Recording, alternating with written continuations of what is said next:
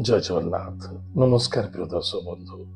मु ज्योतिष आचार्य प्रमोद कुमार पंडा आपण मानक स्वागत करुच्ची आपण मानकर प्रिय चैनल आस्ट्रो कल्याण चैनल को प्रिय दर्शक बंधु जो व्यक्ति मान तो चैनल को देखुंत सब्सक्राइब करना सब्सक्राइब करूँ लाइक करूँ एंड शेयर करूँ एवं आसतु जाना मासिक राशिफल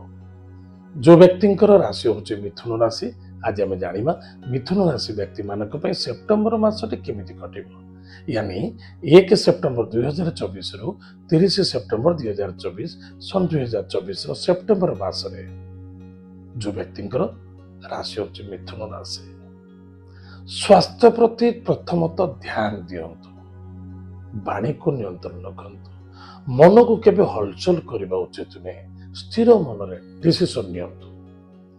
क्रोधी हवा जिद्दी हवा असंतुष्टता हवा कन्फ्यूजन हवा बहुत देखा दब निश्चित एसबू ठार दूरे रहा अत्यंत आवश्यकता अच्छे जो स्थान आप कर्म कर स्थान विद्रोह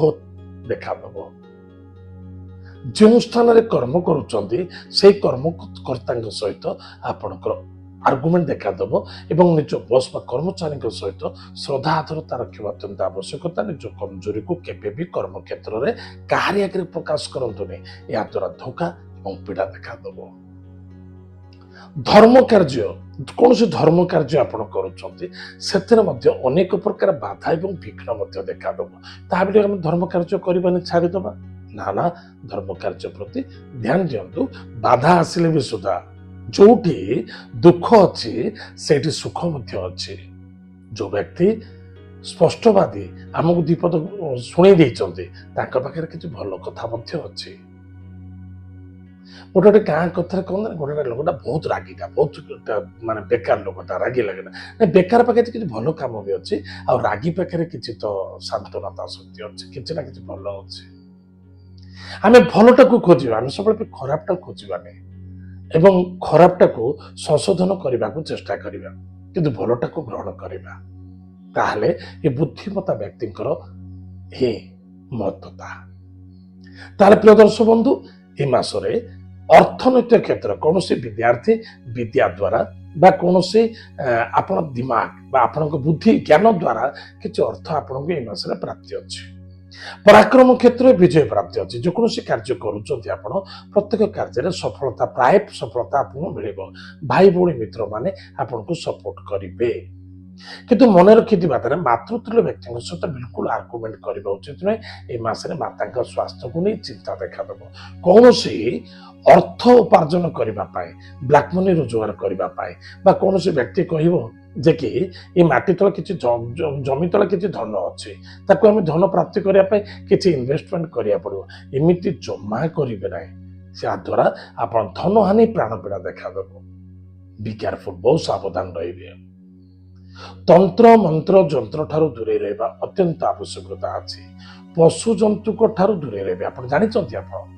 आपण क्या गोटे विश्वास भरोसा आत्मीयता करे से निश्चित रूप से आपणकर ठारू किसी स्वार्थ प्राप्ति करने कौन से तंत्र मंत्र सहारा नहीं जापारती कौन से बुरी नजर जो आपणकर अनेक प्रकार नुकसान ए निमित्त सांग दोस्ती मित्रता लव ठारू दूरे रहा अत्यंत आवश्यकता अच्छी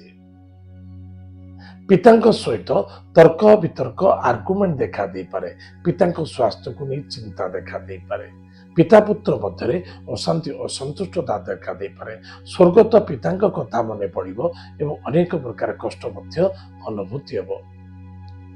ताले प्रिय दर्शक बंधु आपण जो स्थान कर्म करुँच से स्थान कर्म के छाड़े ना जिते बाधा आसिले से स्थान रहा अत्यंत आवश्यकता अच्छे आज सीना खराब समय चली मासक काली तो भल समय आसो ना से सकाशे निजर मन कर्म वाणी कर्तव्य प्रति यथेष्ट ध्यान देवा आवश्यकता अच्छे गृह कार्य अनेक प्रकार बाधा आसो अनेक प्रकार लिटिगेशन देखा दब बंधु बांधव मध्य असंतुष्टता क्रिएट करें टिके सावधान रहिबे आप मन रखी था आ गोटे गुरुत्वपूर्ण जिनस कौन सी प्रॉपर्टी रिलेटेड रे आप एक अन्य जन भर संघर्ष करतुनि कारण से अस्त्र शस्त्र प्रचार देखा दब सावधान रहिबे गाड़ी घोड़ा चलाउछन्ति सेतिर सावधान रहतु ପ୍ରିୟ ଦର୍ଶକ ବନ୍ଧୁ, ଆଜି ଆମେ ଜାଣିଲେ ମିଥୁନ ରାଶି ବ୍ୟକ୍ତିମାନଙ୍କ ପାଇଁ ମାସଟି କେମିତି ଚାଲିବ, ତାର ପ୍ରତିକାର କ'ଣ ଅଛି। ପ୍ରାୟ ବ୍ୟକ୍ତି ମିଥୁନ ରାଶି ପାଇଁ ଭଲ କହୁଥିବେ, କିନ୍ତୁ ଭଲର ସଂଖ୍ୟା ଏଠି କିଛି ନାହିଁ। ଯଦି କିଛି ଦିନ ଭଲ ଅଛି ତାପରେ କିଛି ଖରାପ ଅଛି। ଯୋଉ ଖରାପଟାକୁ ଅଛି ଆମେ ଜାଣିଗଲା ପରେ ଆମେ ନିଜକୁ ନିଜେ ସତର୍କତା ରହିବା ବହୁତ ବଡ଼ ପ୍ରତିକାର। ମନେ ରଖିଥାନ୍ତୁ, ମୁଁ ଆପଣଙ୍କୁ କୌଣସି ଦେବାଦେବୀ ପୂଜା କରିବା କଥା କହିଲେ ଆପଣ ସେଠୁ ବ୍ଲେସିଂ ମିଳିବ, କୃପା ମିଳିବ, ବଟ୍ ଆପଣଙ୍କର ଗ୍ରହ ସେଫ୍ ରହିବନି। କୃପା ମିଳିବ। ବର୍ଷା ହଉଛି, ଛତାଟେ ଦେଖାଦେବ, ଛତାଟା ଧରିଲେ ଆପଣ ଟିକେ ସେଫ୍ଟି ରହିବେ, କିନ୍ତୁ ବର୍ଷାକୁ ସାବଧାନ ରହିବା ଆବଶ୍ୟକତା ଅଛି। ଆପଣ ଛତା ସାହାରାରେ ଜୀବନ କାଟିବା ପାଇଁ ଚିନ୍ତା କରନ୍ତୁନି। ଆପଣ ନିଜକୁ ନିଜେ ବୁଦ୍ଧିମତା ହୁଅନ୍ତୁ, ଜ୍ଞାନମତା ହୁଅନ୍ତୁ, ଆପଣ ସତର୍କତା ରୁହନ୍ତୁ। ଏଥି ନିମିତ୍ତ ଆପଣ କ'ଣ କରିବେ, ପ୍ରତ୍ୟେକ ଦିନ ପ୍ରାତଃ ସମୟରେ ସ୍ନାନାଦି କାର୍ଯ୍ୟ ସାରି ନିଜର ଗୃହର ଇଷ୍ଟଦେବୀ ଇଷ୍ଟ ଦେବତାଙ୍କୁ ପୂଜା ଅର୍ଚ୍ଚନା କରନ୍ତୁ ଏବଂ ଗ୍ରାମ ଦେବତୀଙ୍କ ନାମରେ ଦୀପଟି ଜାଳନ୍ତୁ। ପ୍ରତ୍ୟେକ ରବିବାର, ବୁଧବାର, ଶନିବାର এই 3ଟି ଦିନ ଏବଂ ମଙ୍ଗଳବାର, ଏ 4ଟି ଦିନ ଶୁଦ୍ଧ ଶାକାହାରୀ ଭୋଜନ କରନ୍ତୁ। ଯଦି ପାରୁଛନ୍ତି କୌଣସି ବ୍ରାହ୍ମଣ ଦେବତାଙ୍କୁ ନିଶ୍ଚିତ ରୂପରେ ଦୁଗ୍ଧ ଜନିତ ମିଷ୍ଟାନ୍ନ ରବିବାର ଦିନ ଦାନ କରନ୍ତୁ ଏବଂ କୌଣସି ଜ୍ୟୋତିଷ ଶାସ୍ତ୍ର ବ୍ୟକ୍ତିଙ୍କ ପାଇଁ ଆପଣ କ'ଣ କରିବେ, ନାରଙ୍ଗୀ ରଙ୍ଗର ବା କୌଣସି ବ୍ରିକ୍ ରେଡ୍ କଲରର ବସ୍ତ୍ର ନିଅନ୍ତୁ, ତାଙ୍କୁ ଦାନ କରନ୍ତୁ। ଏହା ଦ୍ୱାରା ଆପଣଙ୍କୁ ସଫଳତା ମିଳିବ,